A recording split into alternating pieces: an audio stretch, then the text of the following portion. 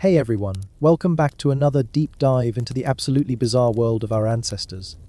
Tonight, we're trading Roman sandals for medieval bedsheets as we explore why people in the Middle Ages spent more time horizontal than a narcoleptic sloth. We're talking 12 to 16 hours a day in bed. And no, it wasn't because they were lazy. It was because everything outside that bed was actively trying to murder them. So before we crawl under the covers of history, hit that like button if you're ready to discover why your medieval great-great-grandmother was basically a professional sleeper, and subscribe if you want more stories about humans doing seemingly ridiculous things for surprisingly smart reasons. Drop a comment letting me know what time it is, where you are. I love seeing who's joining us from around the globe for these late night historical adventures. Now settle in, maybe grab a warm drink, and let's dive into a world where staying in bed for 3/4 of your life wasn't depression, it was genius survival strategy. Because spoiler alert, when your options are cozy family bed or frozen death by wolf attack, suddenly 16 hours of horizontal living starts looking pretty reasonable. So you think medieval life was simple and peaceful? Adorable. Like thinking a plague rat is just a friendly pet with boundary issues. Picture this. You're a medieval peasant, and your bed isn't just furniture. It's your office, your dining room, your entertainment center, and quite possibly your tomb. Before you start judging our ancestors for what appears to be an unhealthy obsession with horizontal living, understand that medieval beds weren't the cozy Instagram-worthy sanctuaries you're imagining. They were survival pods in a world that actively wanted to kill you through cold, disease, bears, and neighbors with pointy objects. Let's start with the basics. When we say medieval people spent so much time in bed, we're talking about a lifestyle that would make modern hibernating animals jealous. 12 hours minimum, often 14, sometimes 16 hours of pure, unadulterated bedtime. Not sleeping, just existing in bed, because outside that bed, death lived there. Death had a house, a mortgage, and a really good real estate agent. The medieval day wasn't structured around productivity or self-actualization or finding your passion. It was structured around one simple principle: don't die today. And the bed was your fortress against the universe's relentless attempts to murder you. Cold wanted to freeze your organs solid. Darkness wanted to hide the bandits, wolves, and whatever else evolution had equipped with teeth. Disease wanted to turn your lungs into cheese. The bed was Switzerland, neutral territory where most forms of death had to wait outside. But here's where it gets interesting. Medieval beds weren't personal spaces. Privacy was a luxury invented sometime around the Renaissance by people who had enough food to worry about feelings. Your bed was a community project. Family beds were standard. Not just parents and children, but grandparents, visiting relatives, servants, and occasionally livestock if the weather turned particularly murderous. Picture a medieval bed as a human storage unit, where people were packed with the efficiency of a slave ship, but the warmth of a group hug that smelled like turnips and regret. The typical peasant bed was a straw mattress on a wooden frame, if they were lucky. If they were unlucky, it was straw on the floor with a blanket that had seen better centuries. The wealthy had feather mattresses, which were basically medieval cloud technology. Soft, warm, and absolutely crawling with insects that considered your blood a premium dining experience.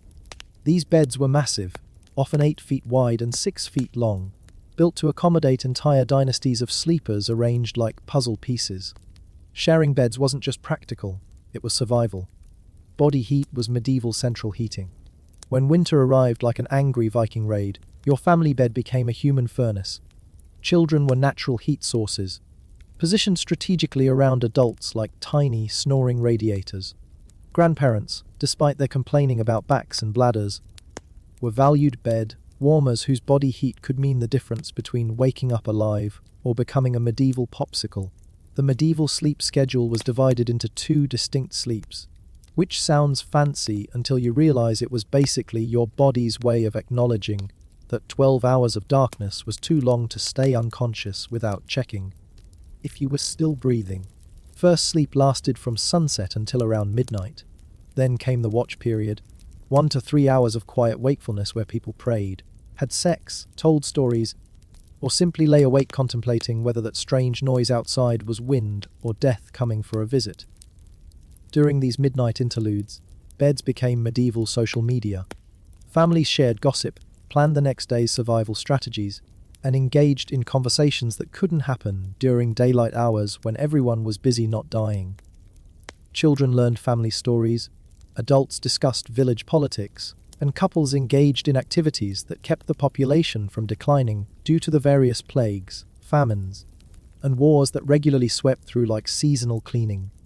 Second sleep followed, lasting until dawn, or whenever the roosters decided everyone had rested enough. This two-sleep system wasn't laziness. It was evolutionary wisdom. Medieval nights were long, dark, and filled with things that wanted to eat you. Staying in bed wasn't sloth, it was strategic resource conservation. Why waste expensive candles, firewood, or food moving around in the dark when you could lie in bed, conserve energy, and wait for daylight to make survival slightly more manageable? The wealthy, of course, turned bed dwelling into an art form. Noble beds were architectural marvels, massive four-poster constructions with curtains that could be drawn for privacy, warmth, or protection from assassins. These beds were so large they required ladders to access, and came with their own ecosystems of servants, pets, and occasionally entire courts. Medieval nobles held meetings, conducted business, and received visitors while lounging in bed, because nothing says power like making your subjects stand while you recline on silk cushions. Bed curtains weren't decorative. They were medieval climate control and security systems. Heavy fabric blocked drafts that could literally kill you, muffled sounds that might attract bandits, and provided visual barriers in homes where entire families lived in single rooms. Opening bed curtains was medieval morning news. You checked if everyone survived the night, assessed the weather situation, and determined whether today was a good day to risk leaving your warm cocoon of survival. Medieval beds also served as medical facilities. When someone fell ill, the bed became a treatment center, recovery room, and often final resting place. Medieval medicine consisted primarily of prayer, herbal remedies that may or may not have been poisonous, and hoping whatever was trying to kill you got bored and moved on to someone else. Bed rest wasn't lazy. It was often the only treatment available for everything from broken bones to mysterious fevers that turned people into living furnaces. Childbirth happened in beds, surrounded by women who had survived their own medieval childbearing experiences and were therefore considered medical experts. These birth beds were temporary hospitals where mothers spent weeks recovering from an experience that had roughly the same survival rate as medieval warfare. The bed became a fortress where new mothers rested, nursed, and slowly regained the strength needed to face a world that wanted to kill both them and their babies. Medieval beds were also economic centers. Women did textile work, spinning, weaving, mending, while lying in bed during long winter months. Beds became workshops where families produced goods for sale or barter. Children learned trades while curled up in family beds, watching parents work by candlelight. The bed was medieval Amazon, a place where goods were produced, stored, and distributed throughout the community. Storage was another bed function. Medieval homes had limited space, so beds doubled as warehouses. Under the mattress, family savings, important documents, weapons, food reserves, and anything else that needed protection from thieves, floods, or invading armies. Medieval beds were safety deposit boxes with built-in heating systems. Lose your bed, lose everything you owned.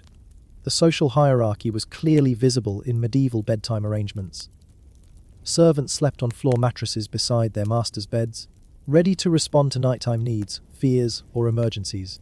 Children slept according to age and status, favorites closer to parents, others arranged by birth order or current family standing.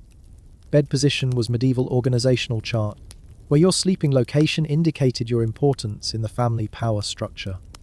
Medieval beds were also legal entities. Important contracts were signed in bed. Marriages were consummated in bed, and deathbed confessions carried legal weight. The bed was medieval courtroom, church, and government office combined. Legal witnesses gathered around beds to verify marriages, births, deaths, and inheritance transfers. Your bed was your official address, your voting booth, and your final testimony location. Entertainment happened in bed too. Traveling musicians, storytellers, and entertainers performed for families gathered in large beds. Medieval Netflix was a troubadour sitting at the foot of your bed, singing songs about knights who died horribly but romantically. Children learned history, morality, and survival skills through bedtime stories that were equal parts education and propaganda about why staying in bed was safer than venturing into the murderous world outside. Religious practices centered around beds. Morning prayers happened before leaving bed warmth. Evening prayers occurred after returning to bed safety. Medieval beds were personal chapels where families prayed for protection through the night and gratitude for surviving another day. Priests visited sick beds to perform last rites, turning beds into temporary churches where souls were prepared for whatever came after medieval life finally succeeded in killing them. Seasonal bed behavior varied dramatically. Summer beds were lighter, with fewer coverings and more ventilation to prevent death by overheating. Winter beds became survival bunkers, packed with every warm item the family owned. Spring beds required complete renovation after months of intensive survival use, with new straw, cleaned linens, and repairs to frames weakened by supporting entire families through winter's attempted murder spree. Medieval bed construction was serious business. Bed frames were family investments, often lasting generations and passed down like heirlooms. A well-built bed frame could mean the difference between a good night's sleep and waking up buried under collapsed wood and very angry family members. Carpenters who specialized in bed construction were medieval engineers, calculating weight loads, joint stress, and structural integrity for furniture that needed to support multiple adults, children, pets, and occasionally livestock seeking warm shelter. Mattress technology was surprisingly sophisticated. Wealthy families commissioned custom mattresses filled with specific feather combinations: goose down for softness, duck feathers for support, and chicken feathers for budget-conscious comfort. Poor families made do with straw, hay, or whatever organic material was available and didn't smell too strongly of decay. Mattress quality directly correlated with survival rates, as comfortable sleep meant better health, stronger immune systems, and improved ability to handle medieval life's constant threats. Medieval bedtime routines were elaborate survival rituals. Before settling in for 12+ hours of horizontal living, families performed security checks, doors barred, windows shuttered, weapons accessible, and prayers said to various saints who specialized in nighttime protection. Undressing was strategic, removing outer garments but keeping underclothes for warmth and quick escape if bandits, fires, or other medieval emergencies required rapid departure from bed safety. The medieval bedroom wasn't a separate room, it was whatever space the bed occupied. Most families lived in single-room homes where the bed dominated the floor plan. Everything else, cooking, eating, working, socializing, happened around the bed, which served as the room's central organizing principle. Medieval interior design was simple: put the bed in the warmest, safest corner, arrange everything else around it, and hope nobody died of architectural mistakes. Bed sharing etiquette was complex social navigation. Who slept where, with whom, and in what position indicated family relationships, social status, and current political alliances within the household. Children learned their place in family hierarchy through bed position. Closer to parents meant higher status, warmer sleeping, and better survival odds. Adults negotiated sleeping arrangements like medieval diplomats, balancing warmth needs, space requirements, and relationship maintenance. Medieval beds witnessed everything: births, deaths, marriages, business deals, family arguments, reconciliations, and planning sessions for surviving the next day, week, or season. These beds held family secrets, hosted private conversations, and served as neutral ground for resolving conflicts. Medieval beds were Switzerland. Everyone agreed that certain discussions could only happen in bed territory, where warmth and intimacy created safe spaces for honesty. The economic importance of beds extended beyond individual families. Bed taxes existed in some regions. Wealthy families paid levies based on bed size, mattress quality, and number of bed occupants. Medieval governments recognized beds as indicators of wealth and taxed accordingly. In beds were business investments, with quality directly affecting customer satisfaction and repeat business. Good in beds attracted travelers. Bad in beds created reputations that could destroy businesses. Medieval bed mortality was a real concern. People died in bed from old age, disease, accidents, and occasionally murder. But they also lived in bed, recovered from illnesses, gave birth, conducted business, maintained relationships, and created the next generation. Medieval beds were life and death furniture, where human existence played out from birth to final breath. Dying in bed was considered fortunate, warm, comfortable, surrounded by family, and protected from the elements during final moments. Bed construction materials varied by region and wealth. Oak beds lasted generations but required significant investment. Pine beds were affordable but less durable. Wealthy families imported exotic woods, commissioned elaborate carvings, and hired artisans to create beds that were furniture art pieces. Poor families made do with whatever wood was available, often building beds from salvaged materials, broken furniture, and creative engineering using rope, nails, and desperate hope. Medieval bed linens were luxury items that most families couldn't afford. Wealthy households had multiple sets of sheets, blankets, and pillows made from linen, wool, and silk. Poor families used whatever fabric they could acquire: old clothes, rough wool, plant fibers, and animal skins. Bed linen quality directly impacted sleep comfort, health, and survival rates. Good linens prevented skin infections, provided insulation, and created barriers against insects that carried diseases. The psychology of medieval bed dwelling made perfect sense in context. Modern people view 12 hours in bed as depression or laziness, but medieval people understood it as intelligent resource management. Why expose yourself to cold, danger, and energy expenditure when you could conserve strength, stay warm, and wait for better conditions? Medieval bedtime wasn't avoidance. It was strategic patience in a world where impatience could be fatal. Medieval children learned life lessons in family beds. They discovered family history through bedtime stories, understood social hierarchies through sleeping positions, learned about relationships through parental interactions, and absorbed survival knowledge through overheard adult conversations. The family bed was medieval university. Education happened through proximity, observation, and participation in family life that centered around the bed. Medical knowledge was also bed-based. Medieval people understood that rest accelerated healing, warmth prevented further illness, and horizontal positioning helped various medical conditions. While their medical theories were often wrong, their practical understanding of bed rest as treatment was surprisingly accurate. Modern medicine validates many medieval bed-based treatments. Rest, warmth, family support, and protected environment do promote healing.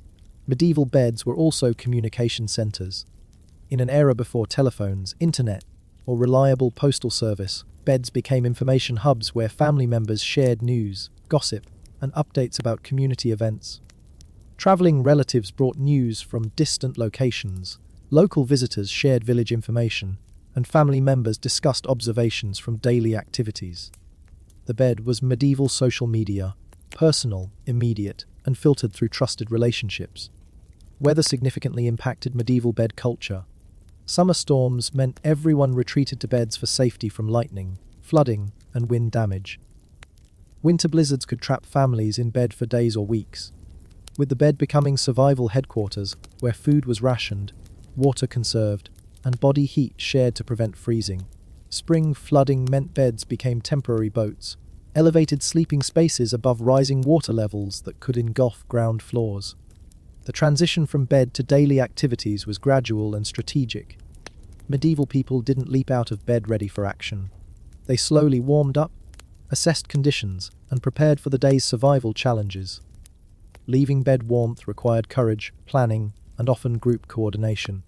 Families left beds in shifts, with someone maintaining the warm space while others ventured into the cold to start fires, prepare food, or handle necessary tasks.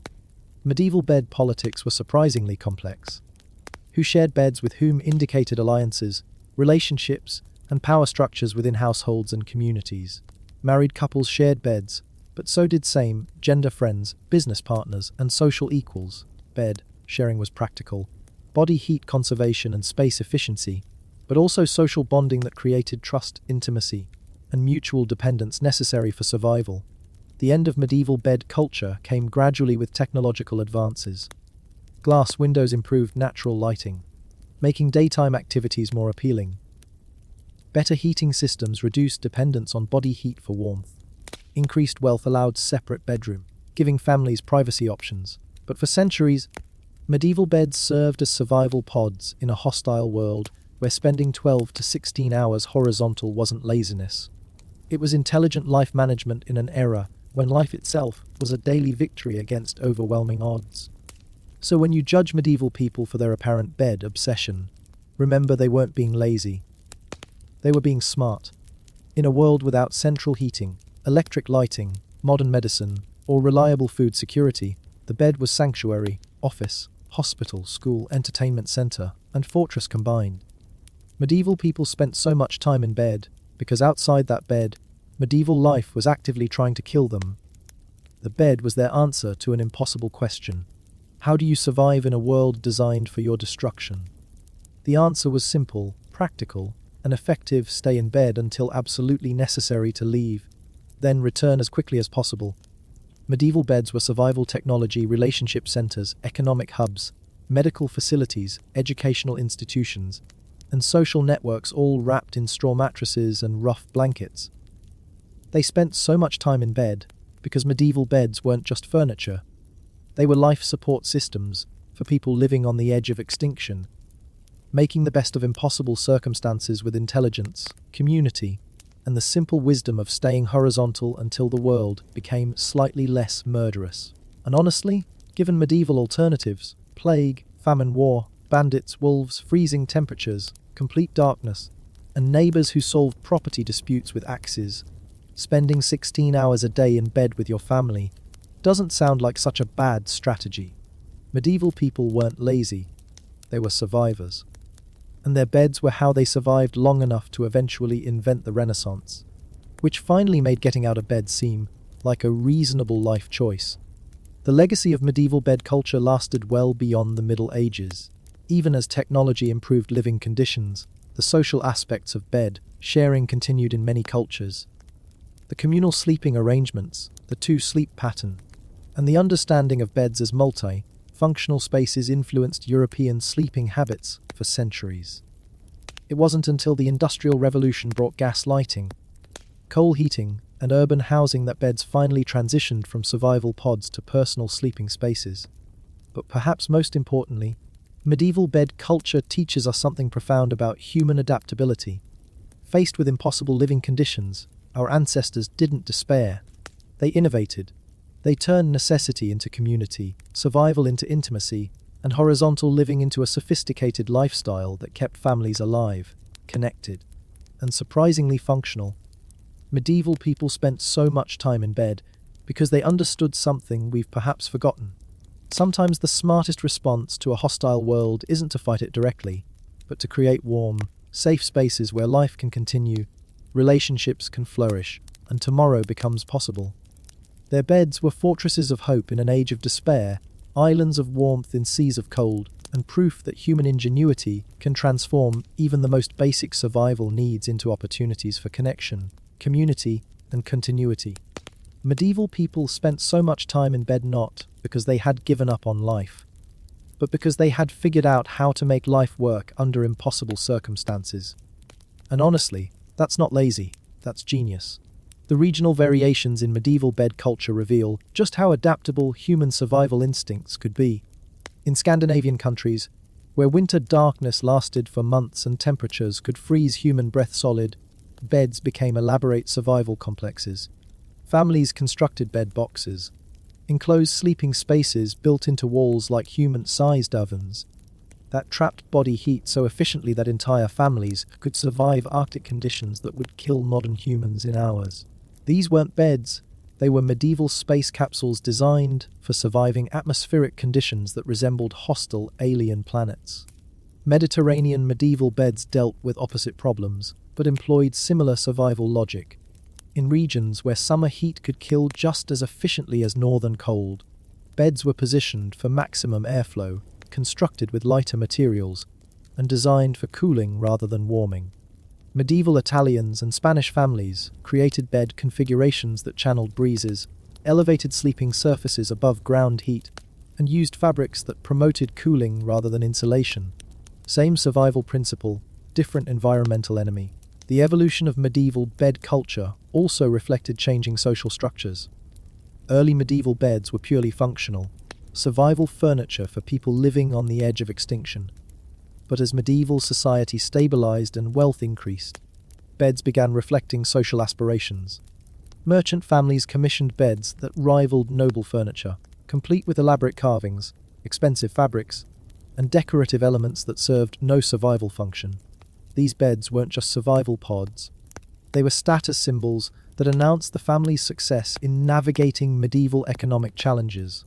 Medieval bed manufacturing became a specialized trade requiring skills that combined carpentry, engineering, textile work, and understanding of human physiology. Master bed makers served apprenticeships lasting years, learning wood selection, joint construction, mattress composition, and even basic medical knowledge about sleep positions that promoted health. These craftsmen weren't just furniture makers. They were survival equipment specialists whose products could determine whether families lived or died during harsh seasons. The decline of medieval bed culture coincided with technological advances that made horizontal living less necessary for survival. Glass windows allowed more natural light, extending productive daylight hours. Improved heating systems, chimneys, fireplaces, and eventually stoves, made homes warmer and reduced dependence on body heat for survival. Better nutrition and medical knowledge improved human resilience, making it safer to spend more time outside bed protection. But perhaps most significantly, the rise of artificial lighting, first candles and oil lamps, later gas and electric lighting, fundamentally changed human relationship with darkness. Medieval people spent so much time in bed partly because darkness was genuinely dangerous. Without reliable lighting, nighttime movement risked falls, fires, attacks, and getting lost. Artificial lighting made darkness manageable, reducing the safety advantage of staying in bed during long nights. The social transformation accompanying medieval bed culture's decline was equally dramatic. As homes became larger and wealthier families could afford separate bedrooms, bed sharing decreased and privacy increased. Children began sleeping separately from parents, couples gained intimate space, and individual bedrooms became symbols of personal autonomy. The communal aspects of medieval bed culture, shared warmth, family conversations, collective security, gradually disappeared as improved living conditions made group survival less necessary. Modern sleep research has validated many medieval bed practices that seemed primitive to later generations. The 2-sleep pattern, dismissed as inefficient by industrial society, has been recognized as natural human sleep rhythm that electric lighting disrupted. Medieval understanding of bed rest as medical treatment aligns with contemporary knowledge about sleep's role in healing, immune function, and recovery. Their practice of bed sharing for warmth reflects accurate understanding of thermoregulation and energy conservation. The psychological aspects of medieval bed culture also demonstrate sophisticated understanding of human needs. Medieval people intuitively grasped that isolation increased vulnerability, both physical and emotional.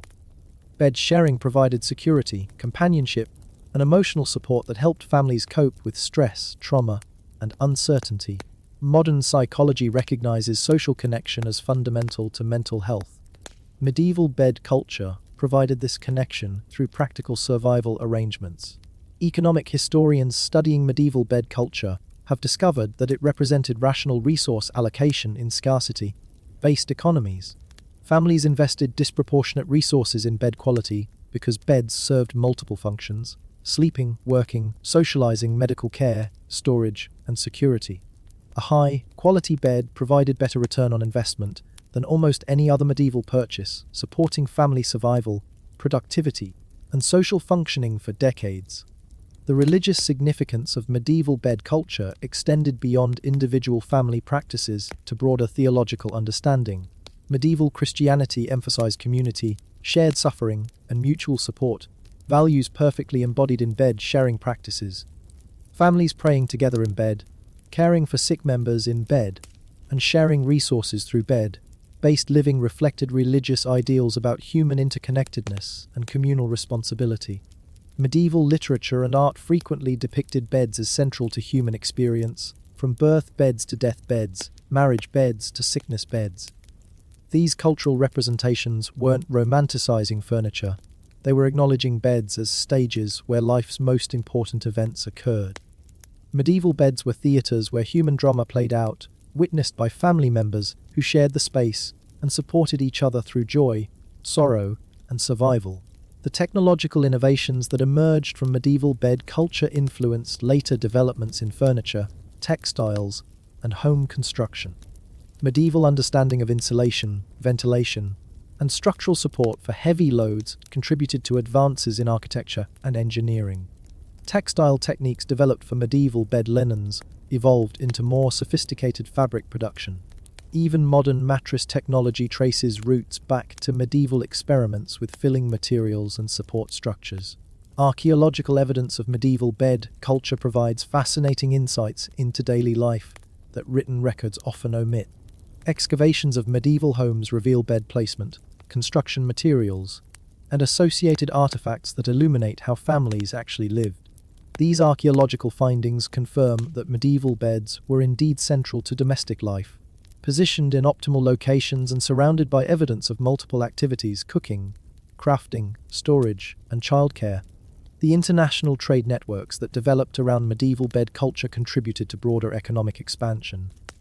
Exotic materials for luxury beds, silk from Asia, fine woods from distant forests, precious metals for decorative elements, created demand that drove exploration, trade relationships, and cultural exchange. Medieval beds weren't just local survival equipment. They were nodes in global economic networks that connected distant regions through shared human needs for comfort and security.